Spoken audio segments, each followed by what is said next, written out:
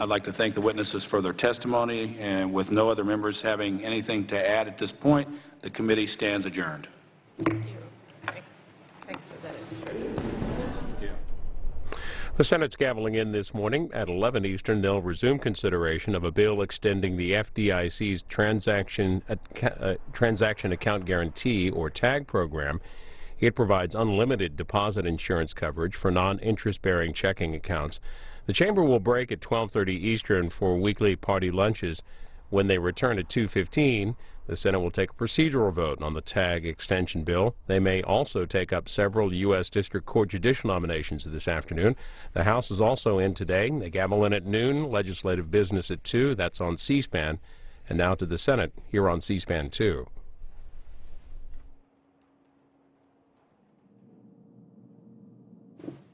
The Senate will come to order. The chaplain, Dr. Barry Black, will lead the Senate in prayer.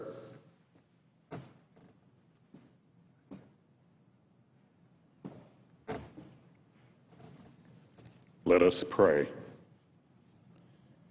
Gracious God, infuse our senators with the spirit of peace in the midst of the twists and turns of these uncertain times, as you guide them to do what is best for this land we love. Lord, guide them beyond the meager resources of their talents so that they will trust and lean on you. Give them the wisdom to believe that in every circumstance you can provide them exactly what they need. May they find opportunities to honor you in each challenge they face as you empower them to lift burdens that are heavier than they can bear. We pray in your sacred name. Amen.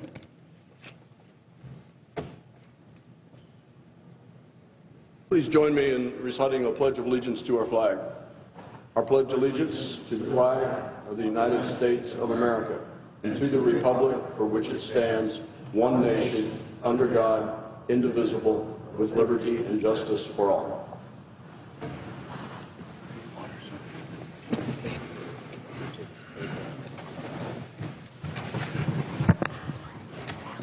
The clerk will read a communication to the Senate.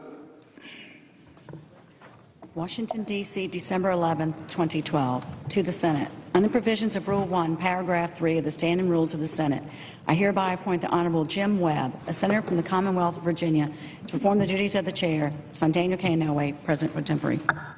Mr. President. Majority Leader. Following leader remarks will be in a period of morning business for an hour. The majority will control the first half, Republicans the final half. Following that morning business, we'll resume consideration motion to proceed to S-3637. The Senate will recess as we normally do on Tuesdays from 12:30 till 2:15 to allow for our weekly caucus meetings. At 2:15, there will be a cloture vote on the motion to proceed to S-3637. There could be additional votes today.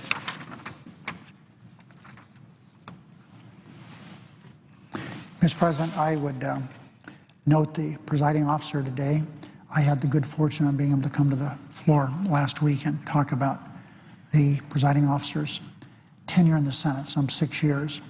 And I talked about some of the many accomplishments that he had in that relatively short period of time, as we call Senate time.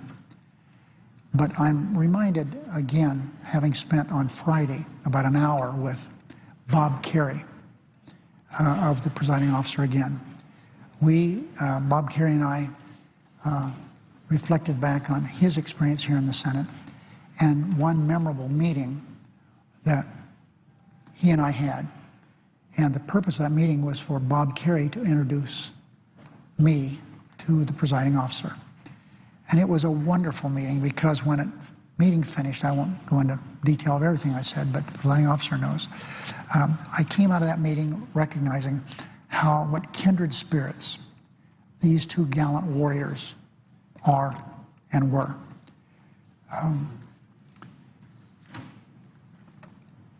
both having been highly decorated, one in the Navy, the other a Marine, one Medal of Honor, the other the presiding officer, Navy Cross, Silver Star, more than one Bronze Star for Valor, a number of Purple Hearts. As I said again, but I can't say it too much, what an honor and pleasure it has been to serve in this body with the senator from Virginia, Jim Webb. It's, I've learned so much and about what difference a positive attitude will make. No better example of that is the new GI Bill of Rights. To think that a new senator, a brand new senator, would have the idea, the confidence that I can do this. Not only the confidence that this bill is important, but he wrote it himself. The presiding officer wrote that bill himself. He didn't go to bill drafters like most of us do. He wrote it himself and then proceeded to get it passed. And so it's, I'm going to miss, there's a man that I'm going to miss a lot. I will ask that my following remarks appear at a different place in the record. Without objection to order. Mr. President, I'd like to spend a little bit today talking about the junior senator from Hawaii, Daniel Akaka, as he retires from a life dedicated to his community and to his country. Senator Akaka's service to his nation began during wartime when he was just a teenager. When he graduated from high school and the war was ongoing, and of course people were watching Hawaii very closely because they had such a huge Asian population, a huge Japanese-American population. So it was watched very, very closely. And for reasons that really weren't valid, but that's what we did then. So Dan Akaka spent 2 years as a civilian worker with the United States Army Corps of Engineers and 2 years on active duty in the U.S. Army. And what his duties were basically, as I recall having talked to Dan Akaka, is that they were there to protect the water in Honolulu.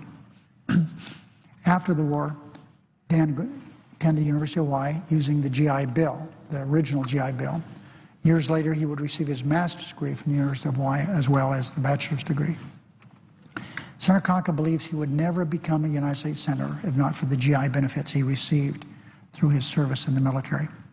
That's why, as a member and past chairman of the Veterans Affairs Committee, he's worked to make important improvements to the 21st century GI Bill of Rights. Today's GI Bill is modeled after the work done by Jim Webb after the Education Opportunity Program that Dan took the advantage of when he was just a young boy. Senator Akaka was chairman of the Veterans Affairs Committee from 2007 to 2010, as thousands and thousands of Iraqi and Afghanistan veterans were coming home from combat. As Democrats collectively worked to bring our troops home from Iraq, Dan Akaka has labored with the Veterans Administration to meet the needs and challenges of a new generation of veterans. The 21st century GI Bill ensures those veterans get the educational opportunities they deserve. He so valued his own education, he went on to serve his community as a teacher after he graduated from college. He became a principal, worked for the Department of Health, Education, and Welfare, and the Hawaii Office of Economic Opportunity. He served 14 years in the United States House of Representatives before he was appointed to the Senate in 1990. He won election as senator later that year. As chairman of the Indian Affairs Committee, Dan has been a strong voice and tireless advocate for Native Americans. He has taught us all about history of Hawaii and its Native communities, as well as the issues facing indigenous Hawaiians today. Senator Akaka is a descendant of Native Hawaiians. He's 75% Hawaiian. He has Hawaiians on both sides of his family, and he's very, very proud of his heritage. Dan was the first Native Hawaiian in the Senate and the first Native person to chair the Senate Indian Affairs Committee. He's also a deeply religious man who comes from a strong faith tradition. His devout mother taught her children a custom of charity. His mother was really a soft touch. Anyone coming by with a sad story, she would invite them in. Sometimes her hospitality only allowed her, because she had nothing else, to give them something to drink. His family was very poor growing up. Dan was able to work through this. But even if his mother had spent the grocery money for the month, strangers were always welcome at her table. A friend of Dan's brother came to Hawaii for a very brief period of time from Chicago, and she took him in. He never left. He basically was raised in the Akaka home. The boy named Anthony from Chicago, as I indicated, came to visit Dan's brother, and he never left. Anthony became such a part of that family that before he died, he wanted to make sure that he was buried in Hawaii. He wanted to be buried with Dan's siblings and family in Hawaii, and he was. Senator Kaka served as choir director of the Hawaiian Christians Mother Church, where his brother was minister. His brother was minister there for some 17 years. He is still a member of that church, Senator Kaka is. He's blessed with a wonderful family as well as a rewarding career. He and his wife, Millie, have 5 children, 15 grandchildren, and 14 great-grandchildren.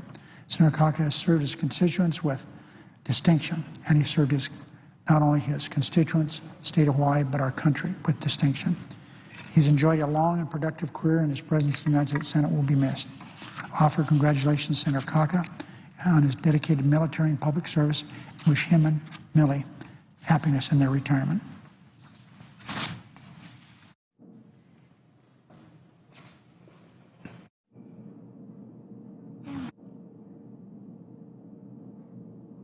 Mr. President. The President, the Republican leader.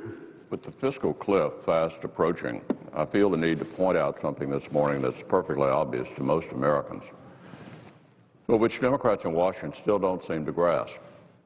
I'm referring to the fact that any solution to our spending and debt problem has to involve cuts to out-of-control Washington spending. I know that might sound obvious to most people, but for all the President's talk about the need for a balanced approach, the truth is he and his Democratic allies simply refuse to be pinned down on any spending cuts. Americans overwhelmingly support some level of cuts to government spending as part of a plan to cut the federal deficit. Yet the President will not commit to it. He refuses to lead on the issue. The President seems to think if all he talks about are taxes, and that's all reporters write about, somehow the rest of us will magically forget that government spending is completely out of control and that he himself has been insisting on balance. A couple of weeks ago, we saw his plan. After 4 straight trillion-dollar deficits and 2 years of running around calling for a balanced approach to bring those deficits under control, we saw his idea of balance. A $1.6 trillion tax hike, new and totally unprecedented power to raise the federal debt limit at his whim, and a $50 billion stimulus for infrastructure. In other words, even more spending. So when it came to offering his idea of a balanced approach, the President was vague about cuts, but very specific in his request for more government spending, something no reasonable person had publicly contemplated previously. It raises the question, do Democrats even believe their own rhetoric on spending? Or contrary to the clear wishes of a majority of Americans, do they just want more tax revenue to fund a government without any limits whatsoever, which just keeps getting bigger and bigger with every passing year? Think about it. The federal government spent $1.8 trillion in 2001, and last year, 10 years later, $3.6 trillion. These are nominal dollars, I realize, but by any measure, the size of government has grown well beyond its means. Government spending is completely and totally out of control, and we need to start acting like it. Yesterday, the Government Accountability Office revealed that government workers and private contractors are doing the same exact work on Medicaid claims, leading to billions in waste. Meanwhile, Senator Coburn has shown all of us some of the ridiculous things the taxpayers are paying for with their tax dollars, some of the things that cause us to spend $1 trillion more than we take in every single year. Last year, he put out a report showing how we could save more than $100 billion, or about 1/10 of the annual deficit, just by eliminating duplicative and overlapping government programs. We've got 94 federal initiatives aimed at encouraging green building through 11 different federal agencies. We've got 14 programs with the sole purpose of reducing diesel emissions. A few weeks ago, Senator Coburn issued a study that showed taxpayers are funding Moroccan pottery classes, promoting shampoo and other beauty products for cats and dogs, and a video game that allows them to relive prom night. Get this, taxpayers also just spent $325,000 on a robotic squirrel named Robo-Squirrel. The President just sent us a 73-page report detailing how $60 billion in Sandy funds would be spent. Don't you think he could put together a list of spending cuts that at least includes Robo-Squirrel? We're still waiting. Why? Because for Democrats, apparently every dollar in federal spending is sacred. Once secured, it can't be cut. That's why we've got trillion-dollar deficits. And the truth is, until the President gets specific about cuts, nobody should trust Democrats to put a dime in new revenue toward real deficit reduction or to stop their shakedown of the taxpayers at the top 2%. As one liberal lawmaker put it last week, that's just the beginning. When it comes to deficit deals, the taxpayers need to trust but verify. On cuts, that means specifics. Now, Mr. President, on an entirely different subject,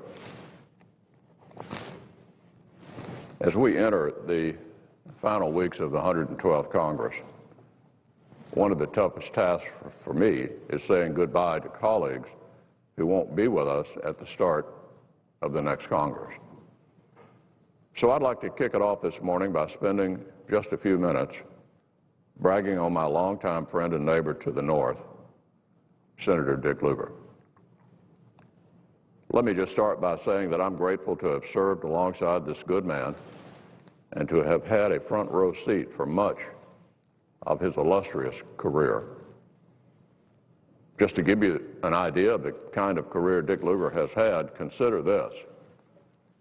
He was an Eagle Scout, first in his class in high school, first in his class in college, a Rhodes Scholar, naval intelligence briefer, corporate turnaround artist, and big city mayor. And that was all by the age of 35. He has excelled at everything he's ever done. And most incredibly, he's done it with perfectly smooth elbows. Walk into any office on Capitol Hill and you won't find a single person who'd say a bad word about Dick Lugar. He's earned the respect and admiration of everyone who ever crossed his path. I assure you, in the world of politics, that's nothing short of a miracle. And now Dick has decided to press his luck. He's moving into the only line of work where rivalries are even more vicious than in politics. He's becoming a college professor. Dick and I go all the way back to my first Senate race in 1984. He was the head of the NRSC at the time, and he took a chance on me, and I've always been grateful. He's been a friend ever since. A lot of Hoosiers cross the Ohio River every day to work in Kentucky, but it's not often a Hoosier senator crosses it to help a Kentuckian make his first bid for the Senate. Since we're from neighboring states, our work in the Senate has often overlapped over the years. And I really lucked out. Dick's always been helpful and cooperative and a perfect gentleman. With his 6 terms in the Senate, Senator Lugar is the longest-serving member of Congress in Indiana history. He ranks 10th on the list of senators who've cast the most roll call votes. And as the longtime chair or ranking member on the Foreign Relations Committee, he's become one of America's most respected voices on matters pertaining to foreign policy.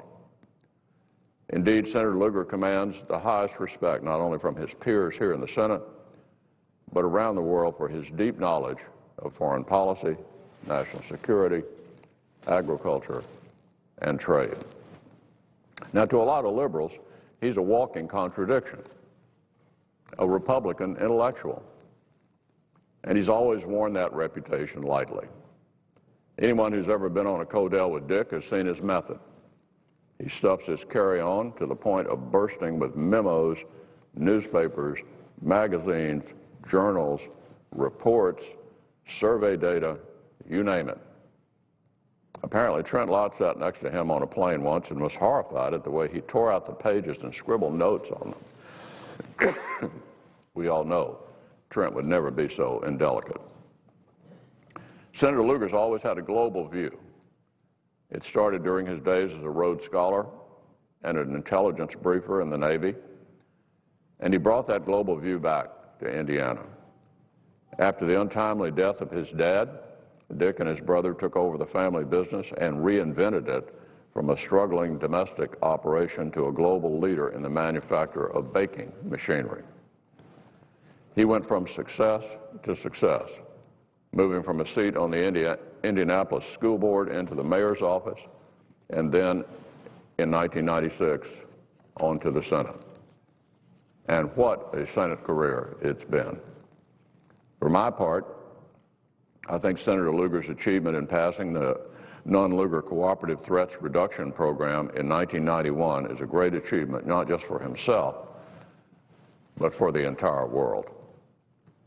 The Non-Lugar program provides assistance to former Soviet states like Russia, Ukraine, Kazakhstan, and Belarus in helping them dismantle and destroy their nuclear, chemical, and biological weapons in order to prevent them from coming under the control of terrorists.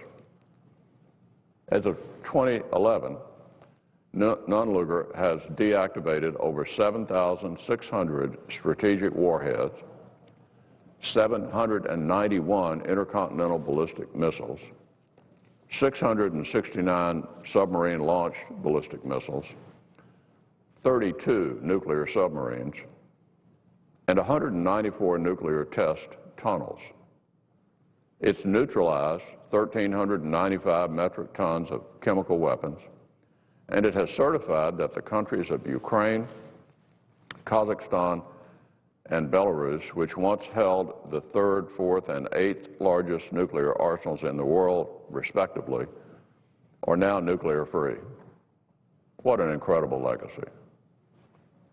After September the 11th attacks, Senator Lugar called for and helped pass an expansion of the non-Lugar approach, resulting in the Global Threat Reduction Initiative, which aims to prevent chemical and biological weapons from falling in the hands of terrorists.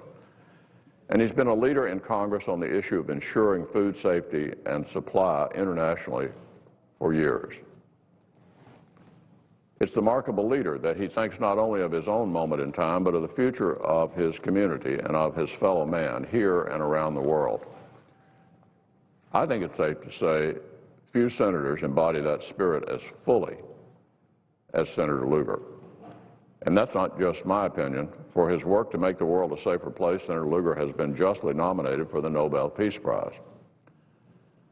Senator Lugar was first elected to the Senate in 1976 and has served for 6 terms. He's beloved in his home state of Indiana and in bordering Kentucky, too. There's not only a lot of admiration, but a lot of affection for this giant of the Senate just south of Hoosier Territory. Senator Lugar has put his extraordinary talents at the service of this institution and his fellow countrymen. And I have no doubt he'll be remembered as one of the best. Senator Lugar would probably tell you that his greatest achievement was marrying Char. They've been married now for more than 50 years. They're proud of their 4 sons and their 13 grandchildren, and they can be proud of the great teamwork they've had together over the years from their time as co-presidents of the senior class at Denison. Char and the boys were involved in all of his campaigns, and the Senate family is sad to see them go as well.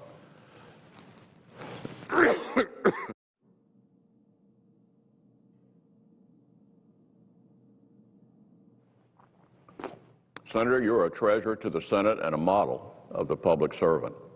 We're sorry to see you go, and I'm sorry to lose your wise counsel.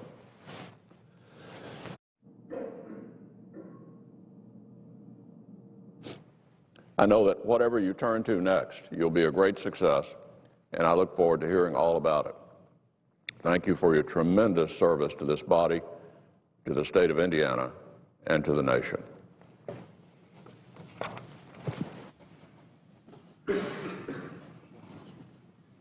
Under the previous order, the leadership time is reserved. Under the previous order, the Senate will be in a period of morning business for 1 hour, with senators permitted to speak therein for up to 10 minutes each, and with the time equally divided and controlled between the two leaders or their designees, with the majority controlling the first half. Mr. President. Senator from Illinois.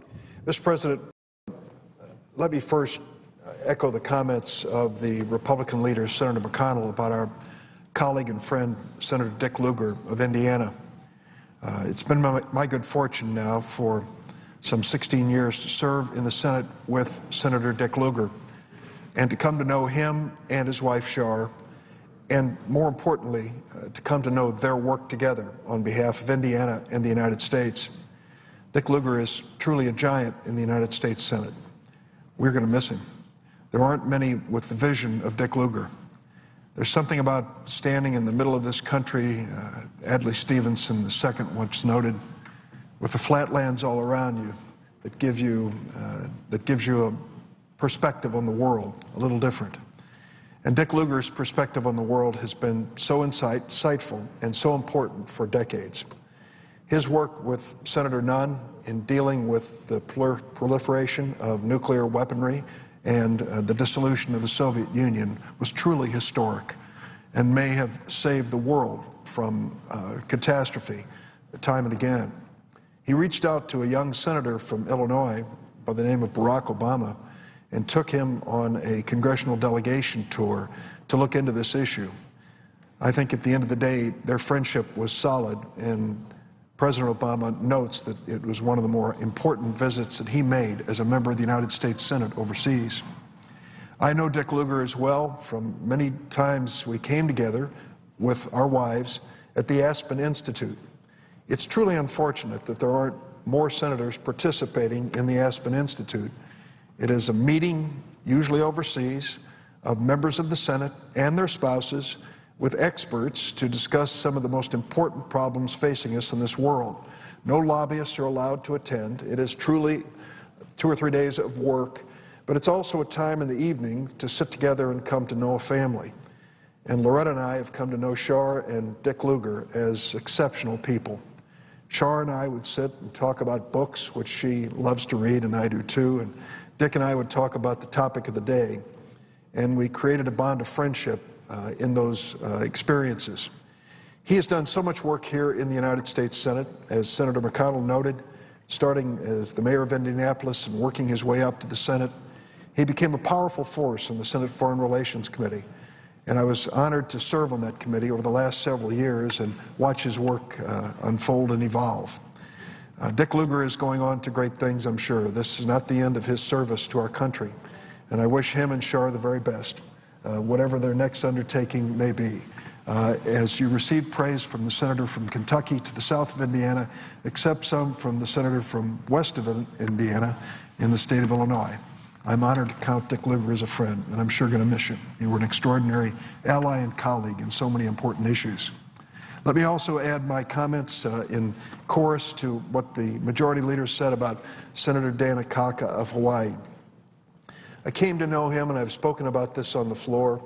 He and Millie are the perfect Senate family. They have devoted a major part of their lives to serving Hawaii and serving in the national interest. The legacy that Senator Akaka leaves behind is substantial when it comes to legislation, particularly in helping veterans and agricultural issues. But more importantly, what Dan Akaka leaves behind is a feeling of kinship and camaraderie, which he has with so many members of the Senate. He is a stalwart at the Senate prayer breakfast, leading the singing every Wednesday morning. And it is heartfelt and very genuine. As Senator Reid mentioned earlier, his family background in Hawaii, which he shared with us one afternoon at a lunch, is a tradition of giving and hospitality, which you find built into Danny Akaka. We're going to miss him. And to the presiding officer, I've said a few words on the floor before, but thank you for your service. You really did an extraordinary job here. There aren't many one-termers who make a mark in the Senate and on the nation. You did it. And I can remember I thought it was a little bold of you, maybe even more, when you came in and said, I want to rewrite the GI Bill. And you did it. And it was exceptional. And you really have helped thousands of men and women who've served in our military come back to America and be welcomed to be productive parts of our future. And in so many ways, I want to thank Senator Jim Webb, our presiding officer, for being an important and viable part of the United States Senate. And I know you'll continue to serve our nation in many different capacities in the future, and I'm sure they'll be equally exceptional. Mr. President, I ask that my following remarks be placed at a separate part in the record. Without objections, ordered. Mr. President, I have to answer some of the comments made earlier by the Republican leader as he talked about the state of negotiations between the President and Congress as we face the fiscal cliff. He said at one point that the President is calling for raising taxes $1.6 billion. That's true. But I would call to his attention the fact that the Simpson-Bowles Commission suggested that 40% of the $4 trillion in deficit reduction come from revenue and taxes. What the President's suggesting is entirely consistent with that bipartisan group's call for more revenue and taxes as part of our deficit reduction. The President's made it clear, though, he wants to protect and insulate middle-income families from any income tax increases. And I agree with him. We should not raise the income taxes on those making less than $250,000 a year. I voted that way in July. We sent the bill to the House. It sits there. It languishes in the House because the Speaker won't call it. He has his chance this week or the next to call that bill on the floor of the House of Representatives to avoid any tax increase on middle-income families. That's an important thing for us to get done before we leave at the end of this particular session of Congress. Let me say that $1.6 trillion in taxes over a 10-year period is not an unreasonable amount. The tax rate that the President is asking for is the rate that was in place during the expansive period in our economy under President Bill Clinton. So to argue that the President has gone too far in asking for tax and revenue is to ignore the obvious. It's the same percentage asked for by Bowles-Simpson, if not less, and it's a tax rate which frankly ruled in this country at a period of time when we had more jobs and businesses created than ever in recent history. The second argument that was made by the Republican leader is that there's a proposal from the President to raise the debt ceiling at his whim. Those are his words. I beg to differ. What the President has proposed is exactly the McConnell procedure. Senator McConnell of Kentucky suggested to us that we have a process for extending the debt ceiling which allows members of Congress to vote or to approve or disapprove, and ultimately for the President to decide whether to sign into law their resolution of disapproval, for example. And that, of course, could lead to a veto and another opportunity for Congress to vote again. This was a process that Senator McConnell suggested. It was a way out of a bind when the House Republicans and others threatened to shut down the economy over the debt ceiling extension, which is, in fact, the mortgage of the United States of America. It would have otherwise led to the first major default on America's debt in our history, with calamitous results when it came to the impact on our economy. So for the Republican leader to come to the floor and criticize the very same procedure which he suggested and voted for, I think is hard to understand and explain. Last week he came to the floor and suggested that we enshrine it in law. He offered the bill on the floor. Senator Reid came and said, we accept your invitation. We'll take a roll call vote on that, at which point Senator McConnell filibustered his own bill that he'd introduced earlier in the day. I think he made history in the Senate, filibustering his own bill when we had a chance to vote and pass it. So I would say this notion that the President's looking for an extraordinary power when it comes to the debt ceiling is not quite accurate. And I would say to the senator from Kentucky, if we accept your approach to it, it will give the Senate and House a voice, but we won't risk default. The third thing was the senator from Kentucky was lamenting the size of government growth. When we take a look at the last time we balanced the budget and had a surplus in Washington, it was under President William Jefferson Clinton, a little over 12 years ago. Well, what has happened to spending since President Clinton's balanced budget? It's gone up substantially. Well, where has it gone up? In domestic discretionary accounts, which are often the target of speeches like Senator McConnell's today? No. That has basically been flatlined when you take inflation into consideration. The dramatic growth in government spending since we were last in balance has been in two areas. One of those was in military spending. And I might add the reason it has grown dramatically is we've been at war in Afghanistan and Iraq. The President has extricated us from Iraq, and we are in the process of leaving Afghanistan. But if you want to know why government spending has gone up so fast, there's been a 64% increase in military spending since the budget was last in balance. No increase in domestic discretionary spending when you take inflation into account, but 64% in military spending. That's why spending has gone up, and yet when they suggest it will cut spending in the sequester, people are saying you can't touch it. It's got to continue to grow. I question that. I think we can be safe as a nation and really address the wasteful spending that's taking place in the Pentagon as well as every other government agency. Where else is there growth in government spending? Well, the same analysis by Senator Inouye says since the budget was in balance, the expenditures in entitlement spending have gone up 30%. 30%. And it's a substantial pool of money. Why? Because yesterday, 10,000 Americans reached the age of 65. Today, another 10,000. Tomorrow, another 10,000. And every day for the next 18 years as the boomers arrive. To lament the growth in entitlements is to ignore the obvious. We have more people calling on Social Security and Medicare for help. People who have paid into these systems for a lifetime and now, I think quite rightfully, expect to be covered by these same programs that they have supported for so many years in their working lives. Is the senator from Kentucky suggesting that we need to cut back when it comes to eligibility in Social Security and Medicare? Well, that would sure restrain the growth in spending in government, but I can tell you it would be fundamentally unfair and unwise to tell people who paid in a lifetime to Social Security and Medicare, now you don't get your benefits. Let's be honest about the growth in government spending. When you have wars that you don't pay for, when you have entitled programs created like the Medicare Prescription Part D unpaid for, when you have a growth in entitlements just by the demographic growth in America, that accounts for a lot of the increase in spending.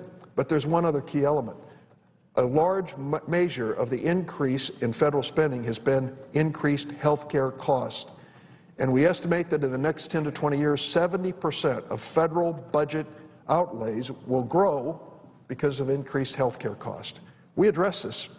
We went after the growth in health care costs with the President's Obamacare, the health care reform bill, in an attempt to contain it, and had not one single Republican who would join us in that effort, not one. We ended up passing it exclusively as a Democratic bill. That's a shame, because I think Democrats and Republicans should share the same goal of trying to reduce the increase in cost in health care spending. When it comes to the President's offer, we need a balanced approach again. We need to contain the spending cost, as we have, already cutting $1 trillion in spending to date. We need to have revenue sources, which the President has asked for, and we need to look at entitlement programs. Now, I want to be very specific. Not entitlement cuts per se, but entitlement reform. Untouched, Medicare runs out of money in 12 years. That is a challenge to each and every one of us today, not 12 years from now, but today.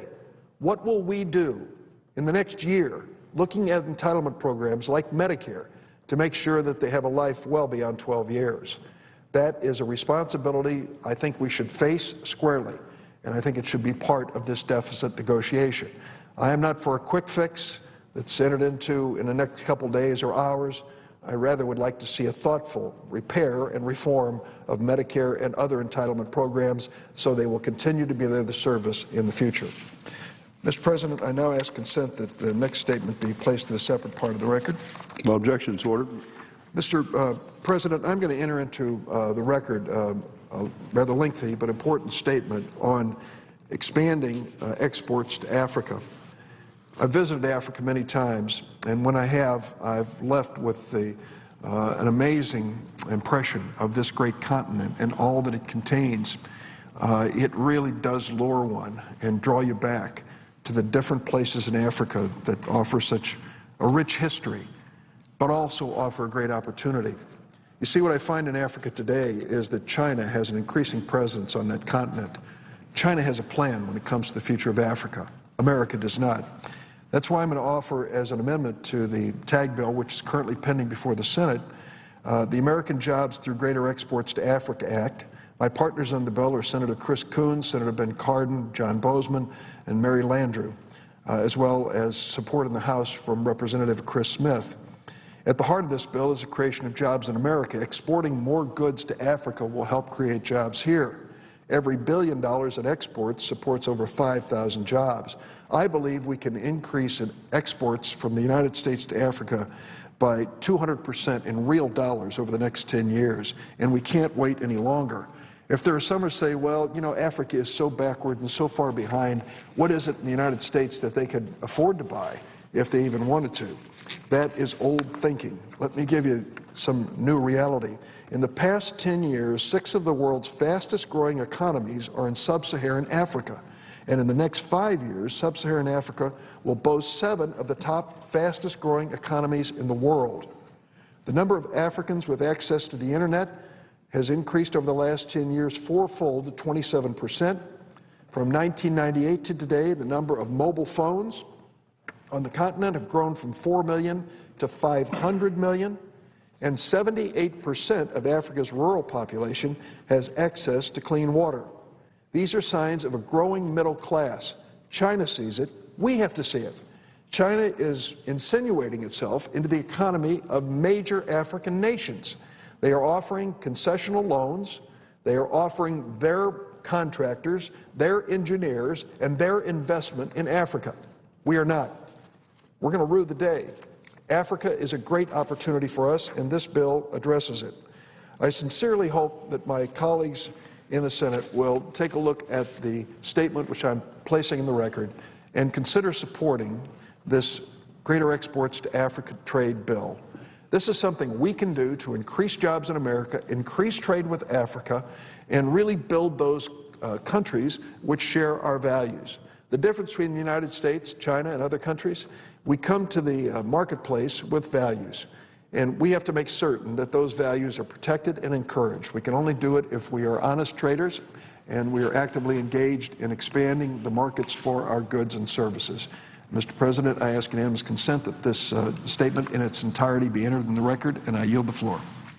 Without objections, ordered.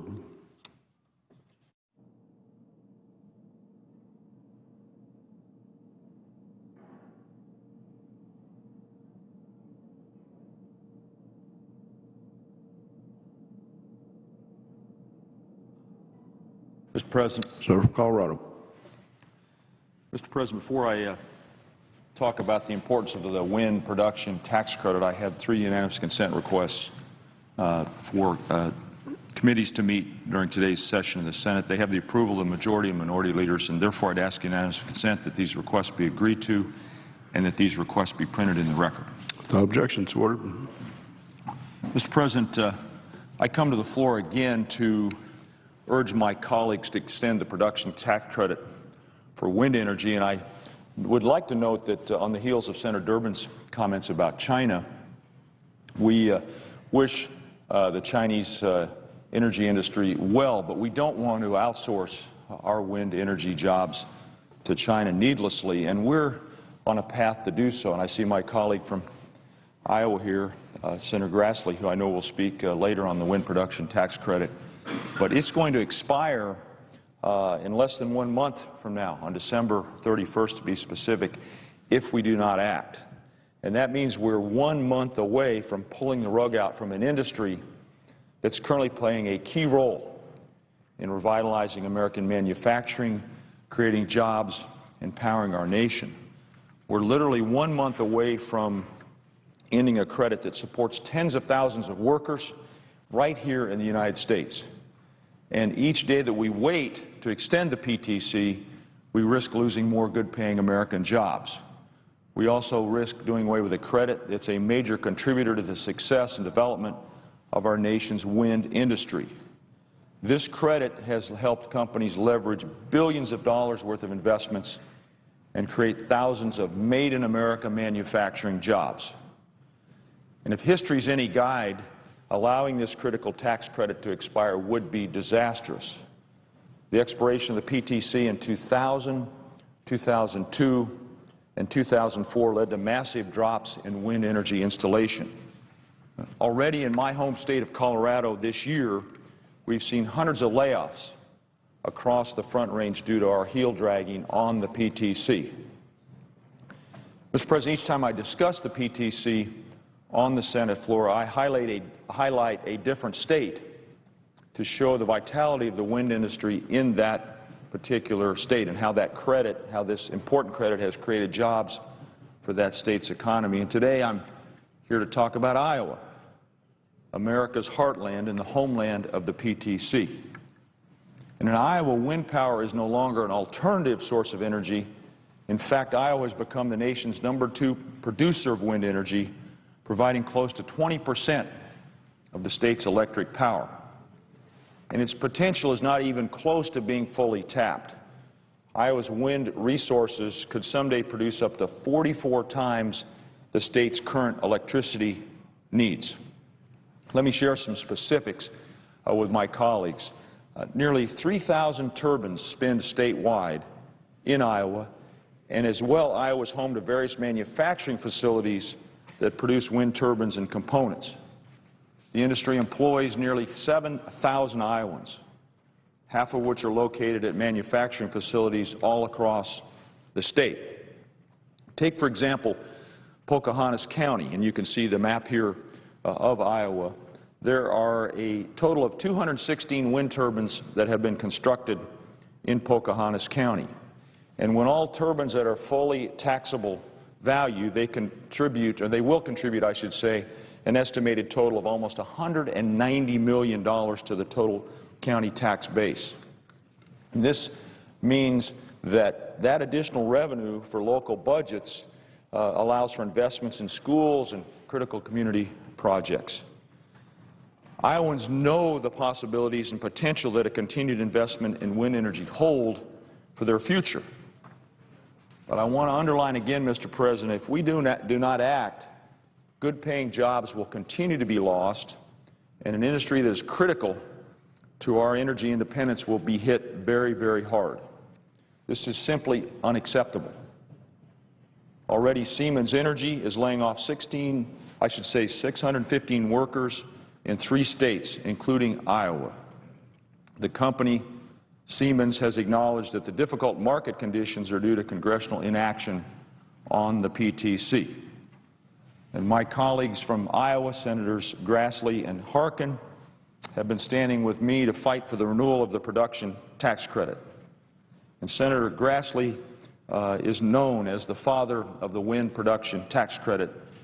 He led the charge some 20 years ago to establish this credit, and I want to applaud him and Senator Harkin both for their work in the renewable energy sector and their dedication to extending this important credit. They know that the PTC is a win for Iowa and a win for the United States, and that's why it's just important, beyond important, to extend the PTC as soon as possible. The PTC equals jobs, and we ought to pass it as soon as possible.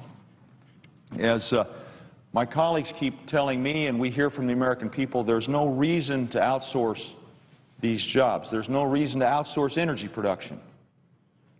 And there's no reason to damage a growing industry that is helping America become energy independent. Congress needs to pass an extension of the production tax credit today. We can't wait any longer. Let's create jobs and build the clean energy economy of the future. Let's extend the wind production tax credit, and let's do it now. It's that simple, Mr. President. The production tax credit equals jobs. Let's pass it ASAP. Thank you, Mr. President. Again, I want to acknowledge my colleague from Iowa, Senator Grassley, who's been a leader in this important area, this important policy area for the last 20 years. Mr. President, I yield the floor, and I note the absence of a quorum. Clerk will call the roll. Mr. Akaka.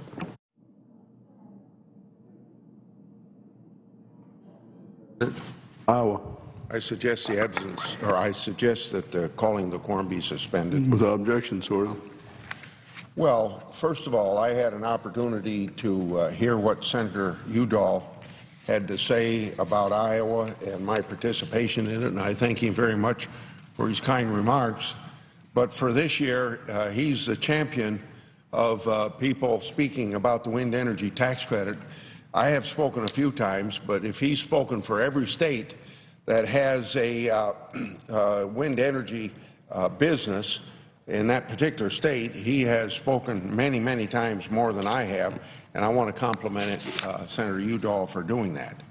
I think that it's just a foregone conclusion that after 20 years of investment of taxpayers' money in what we call the tax incentive for wind energy, that with 20-year investment, with the industry just about becoming a mature industry, and there's different points of view within the industry, but just a few years and start to phase out very soon, this wind energy tax credit can go away because it would be a mature industry, much as the ethanol tax credit has gone away as of the end of last year. So with this tremendous investment, it seems to me it would be a shame not to continue it so we can get to maturity and then, in a sense, ratify the decisions of the good investment of taxpayers' money that's already been made. So today it's my privilege to join my colleague, Senator Udall, on the floor of the Senate to discuss the importance of wind energy and the need to extend the production tax credit for wind. I appreciate Senator Udall's commitment to the production tax credit for wind energy. As I've said before, but I want to say it again, he's come to the floor many times during the past several months to highlight the importance of wind energy in the various states. He's been a real leader on this issue. As Senator Udall has said, I've been a long-time supporter of the wind energy tax credit, beginning with my authorship of the first wind production tax credit in 1992. And at the time I did that, I would have to confess that I didn't see it be coming for my state or for the nation of a whole, the big deal that it has, not only in the production of wind energy, and Iowa being number 2 in the nation, but also the component manufacturing that goes on in most every state involved, including my own state. And particularly, I didn't foresee at a time when most of our talk about exporting jobs is actually exporting jobs. And in my state, at least from 2 countries, Spain and Germany, we've been able to export or import jobs, or I should say import the ability to create jobs through foreign investment in my state and for the component manufacturing. So it's been a success so many ways. And maybe one other thing that ought to be emphasized at this time, where some of our members and maybe more members in the other body seem to be more cynical about any sort of investment in green energy because of Solyndra and other places where taxpayer money has gone in the way of grants, and then there's been immediate bankruptcy, so the wasting of the taxpayers' money. There's absolutely no benefit from the wind energy tax credit unless you actually produce electricity from it. So it's not going to be one of these situations where taxpayer money through a tax incentive is going to go to some company and not reap the benefits of it, the end result in this case being the production of wind energy. The production tax credit for wind is working and should be a part of the effort in Washington to get more Americans working. Nationally, the wind energy industry supports 75,000 jobs. There are more than 400 manufacturing facilities nationwide supplying wind components. 35% of all new electricity generation added during the last 5 years was from wind, and this happens to be more than from coal and nuclear combined. Today, 60% of the wind turbines' value is produced in the United States, compared with just 25% in the year 2005. As I have said so often, my home state of Iowa is a leader in wind energy production and component manufacturing. Nearly 20% of Iowa's electricity needs are met from wind energy, powering the equivalent of 1 million homes. Almost 3,000 utility-scale turbines in Iowa generate lease payments to landowners worth $14 million every year. Iowa is behind only Texas nationally in terms of installed wind capacity. The wind energy employs more than 6,000 Iowans. These jobs are at risk because Congress has so far failed to extend the production tax credit, which is set to expire at the end of the year. In fact, hundreds of Iowans employed in the wind energy have already been laid off because of slowing demand over uncertainty of tax credits. And there would be more laid off in my state, except in one city, they're manufacturing components to go to Canada for use in wind energy in Canada. Certainty about tax policy and affordable energy, then, are factors for economic growth, getting these unemployed workers back on the assembly line. As much energy as possible, both traditional and renewable, should be produced at home to create jobs and strengthen national security. Wind energy is obviously a free resource, and it's abundant in many places around the world, or around the country. I suppose you'd say wind is abundant every place, but at speeds that make the production of energy from wind cost-effective. In my state, most of these facilities are in northwest Iowa, where the wind averages about 14 miles per hour, compared to going diagonally down to the southeast corner of the state, where it averages about 8 miles per hour. So if there's enough constant wind, this is very definitely a free resource.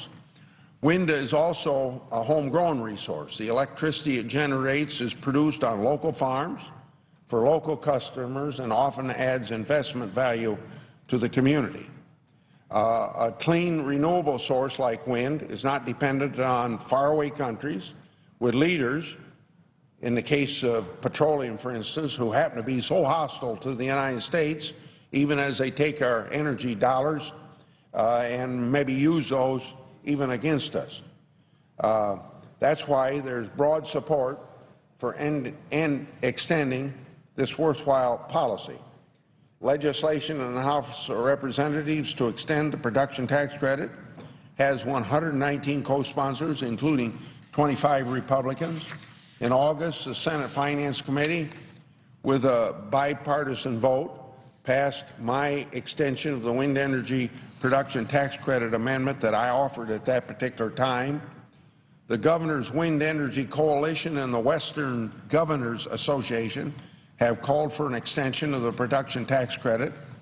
The Western Governors Association is an independent organization representing governors of 19 states, and current membership includes 13 Republicans and 6 Democratic governors. So there's a pretty broad bipartisan consensus among governors that this ought to be extended. I was pleased to join a press conference a few weeks ago with Senator Mark Udall and over 40 veterans, meaning military veterans, representing Operation Free. They were visiting Capitol Hill to meet with members of Congress, encouraging Congress to extend the wind production tax credit. The wind energy production tax credit was created to try to level the playing field with coal-fired and nuclear electricity generation. The production tax credit for wind is available only when wind energy is produced. There's no benefit for simply placing the turbine in the ground. It's a tax relief that rewards results, and that's much different than failed taxpayer-funded grants and loans made since 2009, when a lot of that money went to companies that are now bankrupt. Those who want to do away with the wind energy tax incentive don't seem to mention that other forms of energy have received far more generous tax incentives for many decades longer than the wind energy industry. oil and gas and nuclear power all receive long-standing federal supports. And I want to emphasize, because I believe that I read someplace that one of the opponents of wind energy tax credit being extended comes from nuclear. Do you think that we would even have a nuclear industry in the entire United States since the 1950s or 60s if it weren't for the Price-Anderson Act that supports it as kind of a super or an insurer of last resort? It would never have developed, and that's still in existence. And so isn't it a little bit intellectually dishonest to say that wind should not have the tax incentive when others, industries, wouldn't even exist if they hadn't had it already?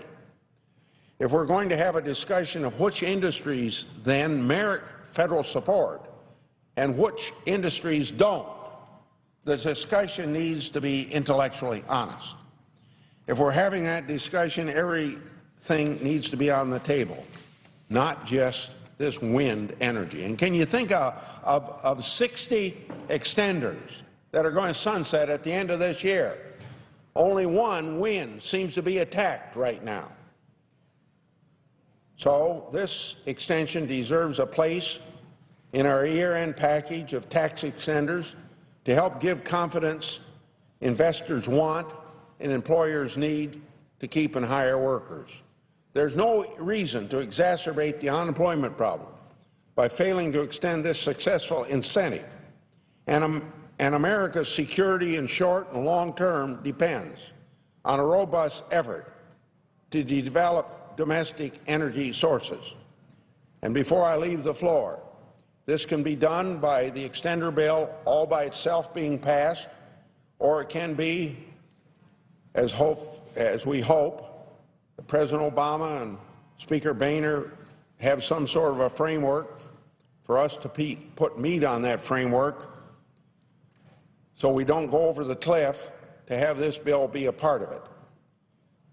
And when that whole fiscal cliff debate is about jobs, you don't want to forget about these 75,000 jobs that are in the wind energy.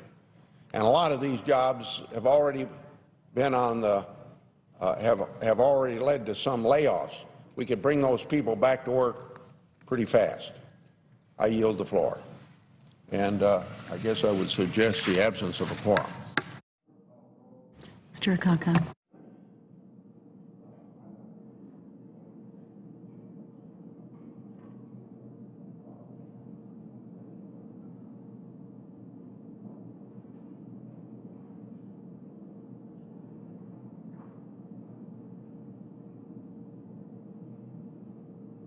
Mr. President,